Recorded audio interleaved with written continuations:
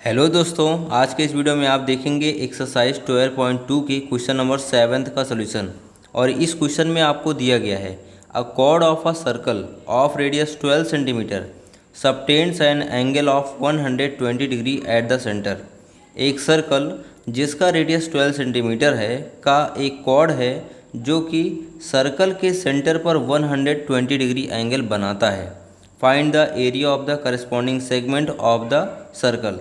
तो आपको इस सर्कल के करस्पॉन्डिंग सेगमेंट का एरिया निकालना है। यहाँ पर पाई की वैल्यू आपको यूज करनी है 3.14 और अंडर रूट 3 की वैल्यू आपको दे रखी है 1.73।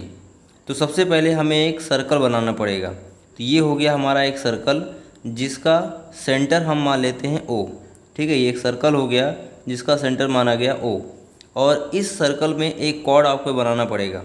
तो हमने यहाँ पर एक कॉर्ड बना दिया। तो कॉर्ड क्या होता है? कॉर्ड किसी सर्कल के किन्हीं दो पॉइंट्स को ज्वाइन करने वाला लाइन सेगमेंट होता है। तो यहाँ पर हमने दो पॉइंट लिए ए और बी, और इन दोनों पॉइंट को ज्वाइन करके हमने एक कॉर्ड बनाया ए बी।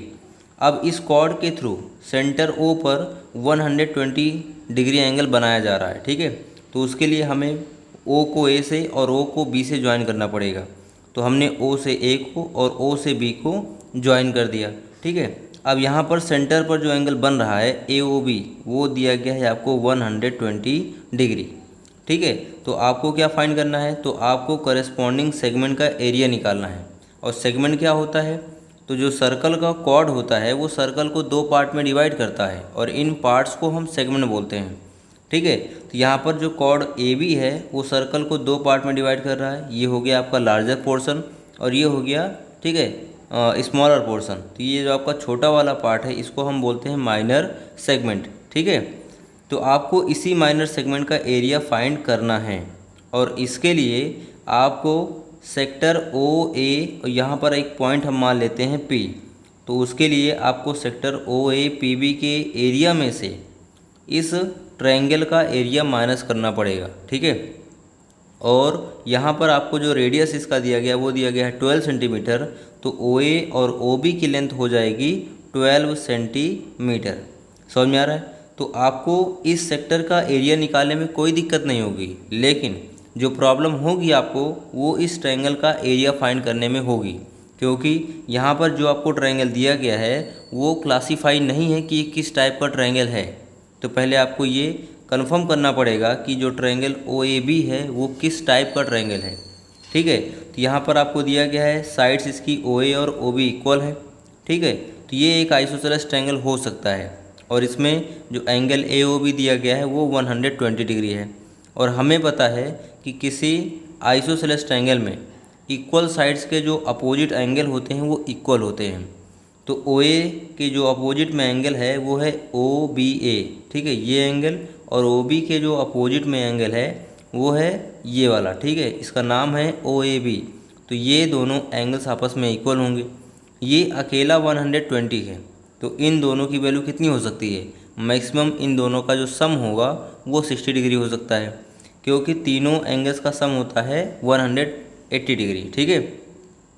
और उसमें से ये अकेला 120 है तो बच रहा है यहाँ पर इन दोनों का सम। और क्योंकि ये दोनों इक्वल हैं तो 30 ये हो जाएगा, 30 ये हो जाएगा। तो श्योर है कि ये आइसोसेलेस ट्रायंगल बन रहा है। और आइसोसेलेस ट्रायंगल का हमें एरिया निकालने का कोई फंडा नहीं पता।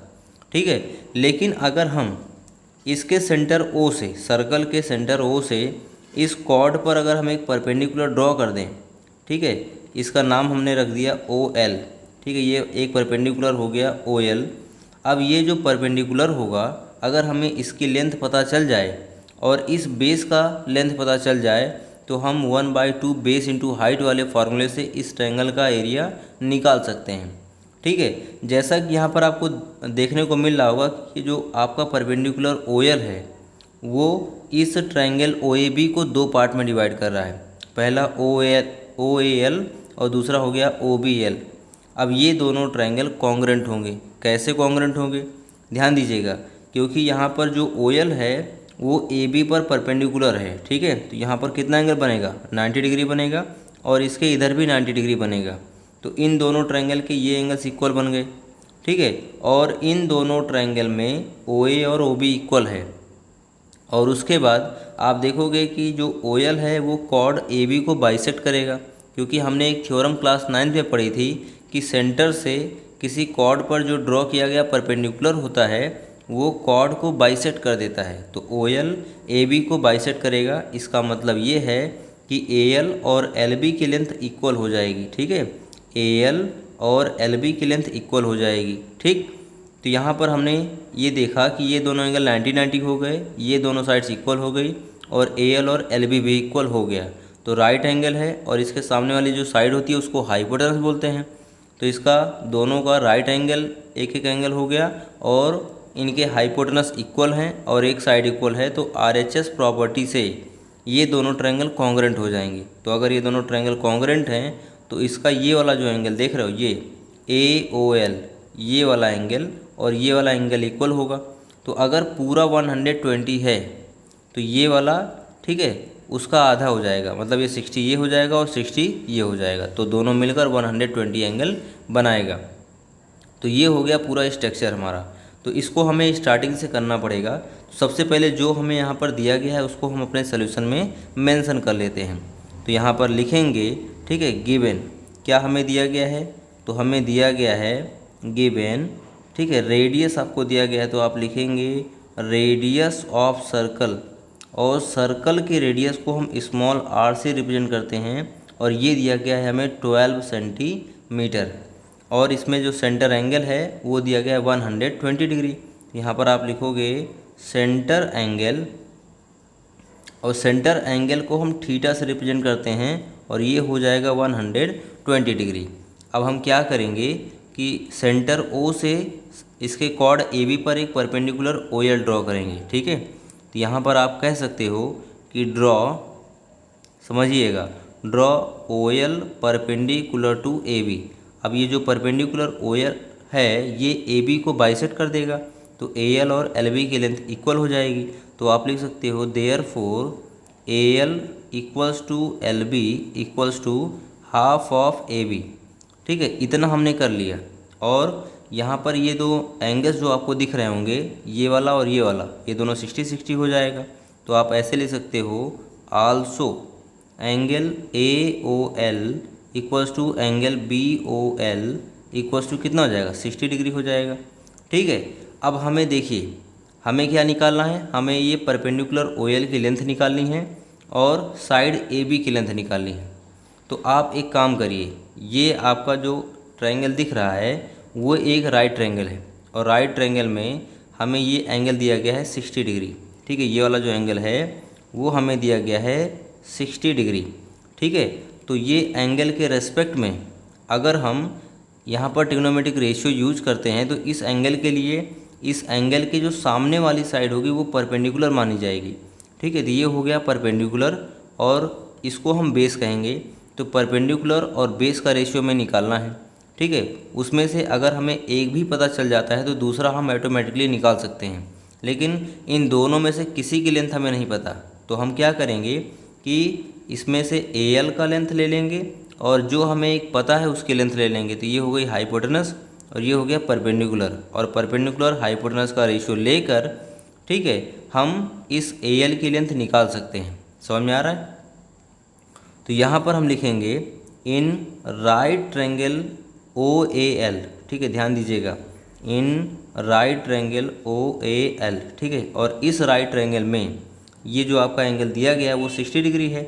तो इस एंगल के रेस्पेक्ट में हम साइन निकालेंगे। ठीक है, या इसका साइन फाइंड करेंगे। तो इसको हम लिखते हैं साइन 60 डिग्री, और इसको ट्रिग्नोमेट्री में आपको बहुत अच्छे तरीके से बताया गया है। अगर आपने इसको नहीं समझा है तो ट्रिग्नोमेट्रिक रेशियोज का एक इंट्रोडक्शन वीडियो मैंने बनाया है, उसको जाकर वहाँ पे आप देख सकते हैं कि साइन क्या होता है। साइन परपेंडिकुलर और हाइपोटेनस का रेशियो होता है। तो साइन 60 लिया गया है और 60 एंगल के लिए जो परपेंडिकुलर लिया जाएगा वो ए एल लिया जाएगा। तो हम यहाँ पर परपेंडिकुलर ए एल लेंगे और हाइपोटेनस ओ ए लेंगे। ठीक है, यहाँ पर परपेंडिकुलर हो गया आपका ए एल और हाइपोटेनस हो जाएगा ओ ए। समझ में आ रहा है? अब ध्यान दीजिएगा, साइन 60 की जो वैल्यू होती है वो होती है √3/2। ठीक है, और यहाँ पर ए एल की लेंथ आपको नहीं पता है। ठीक है, और ओ ए की लेंथ आपको दी गई है 12। ठीक, तो आप ऐसे भी कैंसिल कर सकते हो, 2 6 12 और ये जो 6 डिवाइड है ये इधर जाएगा तो मल्टीप्लाई हो जाएगा, तो आपको AL की लेंथ कितनी मिलेगी, आपको AL की लेंथ मिल जाएगी 6√3। ठीक है, तो आप लिख सकते हो AL इक्वल्स टू 6√3। समझ में आ गया। तो जो AL है उसका डबल कर देंगे तो हमें AB मिल जाएगा। समझ में आ रहा है, जो AL है उसका डबल कर देंगे तो हमें AB मिल जाएगा। तो आप लिखोगे now AB equals to, now AB equals to 2 into AL। समझ में आ रहा है।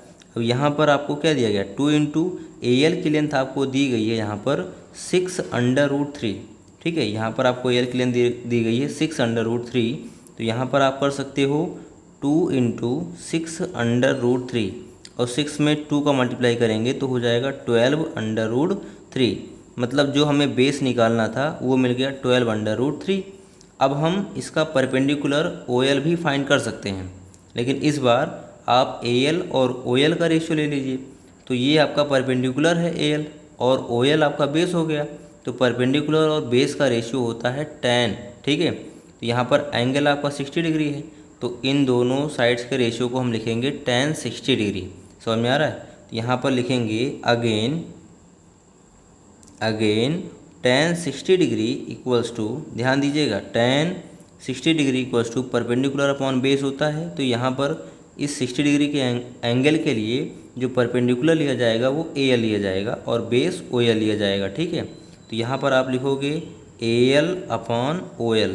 ठीक है, अब AL हमें यहाँ पर कितना दिया गया, लेकिन उससे पहले 10 60 की वैल्यू लिखनी पड़ेगी और 10 60 की वैल्यू आपको यहाँ पर दी गई है, नहीं दी गई है। ठीक है, 10 60 की वैल्यू हमें यहाँ पर पता होनी चाहिए। 10 60 की वैल्यू यूज़ की जाती है √3। ठीक है, और AL की वैल्यू हमने यहाँ पर निकाली है 6√3 और OL हम यहाँ पर निकाल सकते हैं। तो ये √3 से √3 कैंसिल हो जाएगा 1 बार में। ठीक है, तो यहाँ पर आप क्रॉस मल्टीप्लाई कर दीजिए तो OL और 1 का मल्टीप्लाई जो होगा वो OL हो जाएगा और आगे आ जाएगा आपका 6 सेंटीमीटर। मतलब परपेंडिकुलर हमें मिल गया 6 सेंटीमीटर।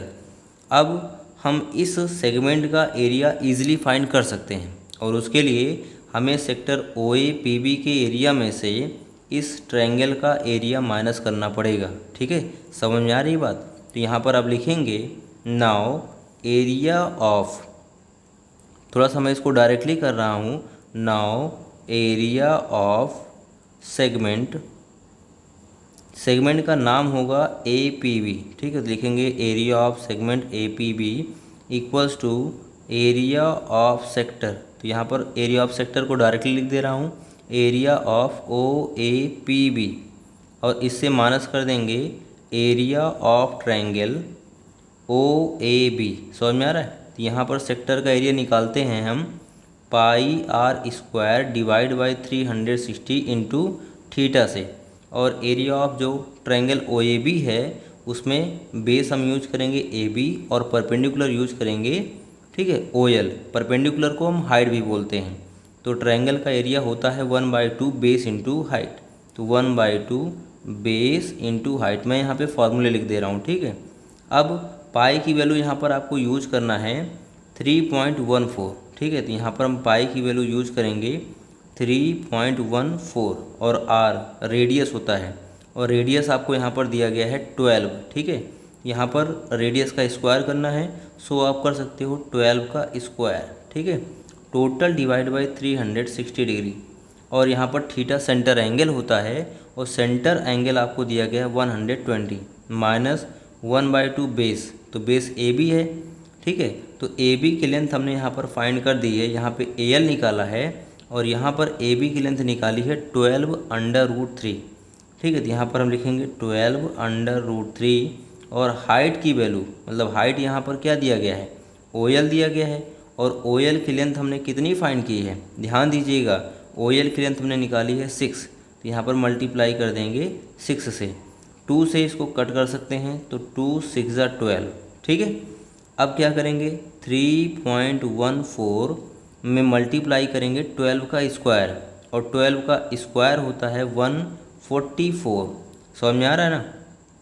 उसके बाद यहाँ पर 120 से 360 को डिवाइड कर देंगे तो 120 जो है उससे अगर हम 360 को डिवाइड करेंगे तो 12 3 होता है 36, मतलब यहाँ पे 3 बार में ये पूरा पूरा कैंसिल हो जाएगा। तो हमारा जो आंसर बनेगा वो बनेगा 3.14 इंटू 144 डिवाइड बाई 3। समझ में आ रहा है? और माइनस कर देंगे, यहाँ पर ध्यान दीजिएगा 6 बच रहा है और 6 बच रहा है, इन दोनों का मल्टीप्लाई करेंगे तो 6 6 होता है 36, तो लिखेंगे 36/√3। ठीक है, तो यहाँ पर इसको हम कट कर सकते हैं, तो 3 से इसको कट करेंगे तो 3 4 जा 12, कितना बच रहा है यहाँ पे 2 बच रहा है, और यहाँ पे 2 ऐड कर देंगे 24 हो जाएगा। 3 से 24 को कट करेंगे तो 3 8 जा 24 होता है। तो यहाँ पर जो बच रहा है वो आपको मिल रहा है 3.14 इंटू 48, और उसके जो प्रोडक्ट है उसको माइनस कर देंगे हम 36/√3, और यहाँ पर √3 की वैल्यू आपको यूज करनी है 1.73। समझ में आ रहा है? तो आप क्या करेंगे कि इन दोनों का जो प्रोडक्ट होगा 3.14 का और 48 का, इसके प्रोडक्ट से 36 इंटू यहाँ पर √3 की वैल्यू यूज करनी है 1.73, तो इन दोनों के प्रोडक्ट्स से आप 36 और 1.73 के प्रोडक्ट को माइनस कर देंगे तो आपको आपका आंसर फाइंड हो जाएगा। ठीक है, तो ये आपके लिए वर्क दिया जा रहा है, और इससे जो आपको आंसर मिलेगा वो आप मैच कर लीजिएगा, कितना आएगा 88.44 सेंटीमीटर स्क्वायर। ये हो गया इस क्वेश्चन का कंप्लीट सॉल्यूशन। आई होप आपको बहुत अच्छे से क्वेश्चन समझ में आया होगा। अगर आ गया तो अभी एक लाइक करके जाइएगा, ठीक है, दबा दो, आज मानिएगा नहीं, दबा दीजिए आज। ठीक है, और अगर आपने चैनल सब्सक्राइब नहीं किया, सब्सक्राइब करके बेल आइकन प्रेस कर दीजिए, जिससे नए नए वीडियोज़ के नोटिफिकेशन आप तक पहुँचते रहें।